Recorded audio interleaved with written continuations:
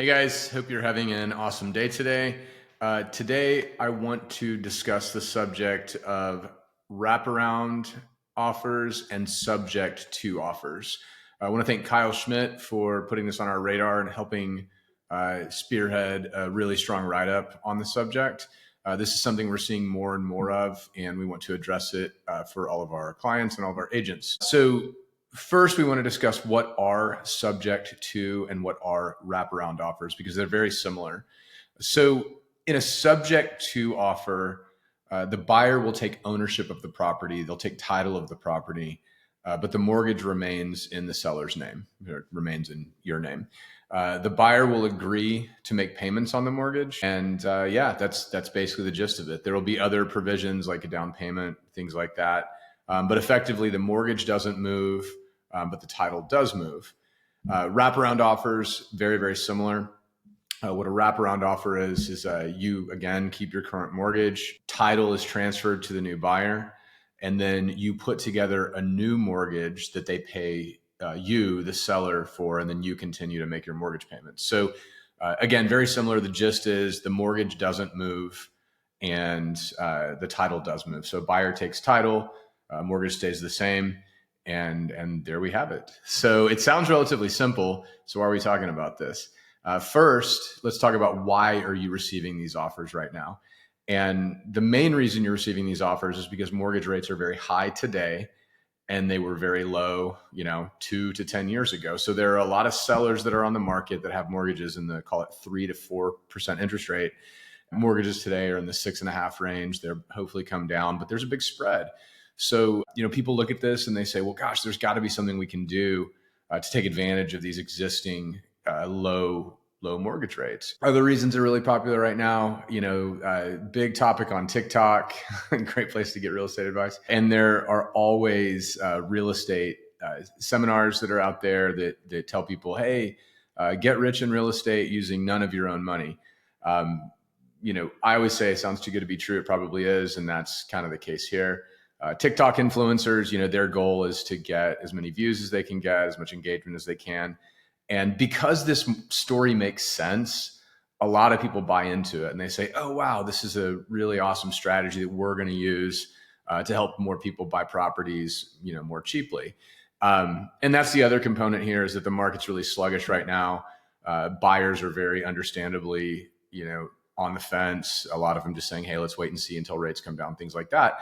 So agents say, oh, wow, well, if we use this strategy, maybe we can sell some more homes. And then, buyers say, oh, well, maybe I can take advantage of this. And that's why we end up seeing this a lot. I will say that in 21 years of doing this, I've personally never completed a wrap or a subject to, and I've seen most of these deals that are attempted, they usually don't work out. So it's not to say that they can't, it's just to say that these are not new and they've never really caught on. So why? Why don't more people do these? And so we're going to talk about the risk, because if you're okay with the risk, then it's something you should consider. The first thing you need to understand is what's called a due on sale clause. And the vast majority, dang near 100% of the conforming loans, FHA loans and VA loans have due on sale clauses. And what that means is that you sign something that says, if I pass title, the entire mortgage is due. So once you've passed title, the bank can legally come and call your loan. They can say, hey, look, you owe whatever, $500,000 on this house. You need to pay me tomorrow. And that obviously causes big problems. If you've entered into another mortgage agreement with somebody that says that they don't have to do that. So that's a big risk, right? Other risks and considerations. So since the mortgage is still on your credit, if you want to go buy a new house, it will affect your ability to buy a new property.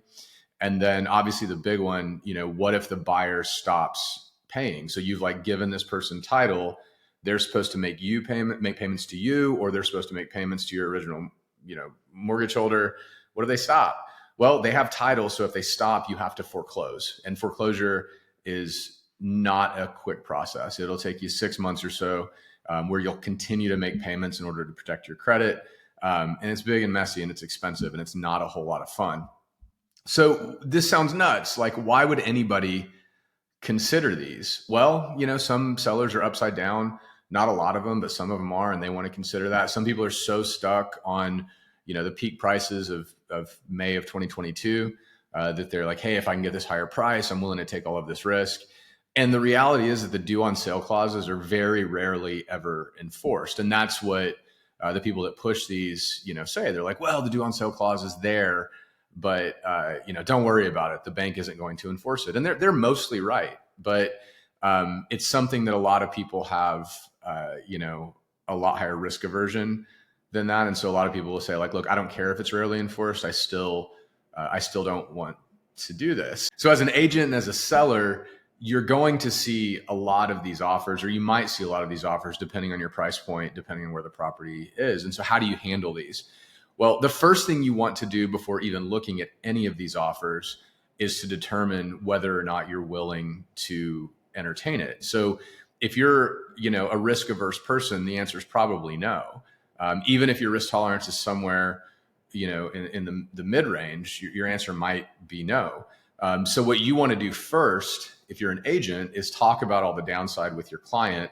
And if you're a seller, the first thing you want to do is think about all the downside and then say, cool, like if I'm okay with all of the risk here, I'm willing to accept that risk under certain scenarios, then you should probably consider these offers. And if not, just flatly no. As soon as somebody brings you a subject to, or as soon as they bring you a wrap, you just tell them, no, this isn't something for me. But if it is something you'll consider, then the main point you want to consider is how much down payment are they going to put down. Somebody who puts a big down payment down is going to have a lot of skin in the game, and they're much more likely to continue performing. Same thing, you want to be able to look at their credit. You want to know the interest rate that you're offering them. A lot of times on a wrap, if you have an interest rate that's 3.5, you might give them 4.5 or 5 to make a little bit of money for your problems. And those are the main components. You always want to involve an attorney, no question about it. Drawing up these documents is not something that any agent can do for you. And an agent that tries to do that is practicing law without a license, so don't do it. And use an attorney, look at the down payment, look at if there's any spread between your rate and the rate you're going to offer them, and determine if you're willing to accept the deal. Obviously, the price is very important. But again, make sure that you're okay with the downside before you even consider any of this. Hope this is helpful. If you have any questions whatsoever, just reach out to us, reach out to your agent. We'd be glad to talk with you about it. Thanks so much.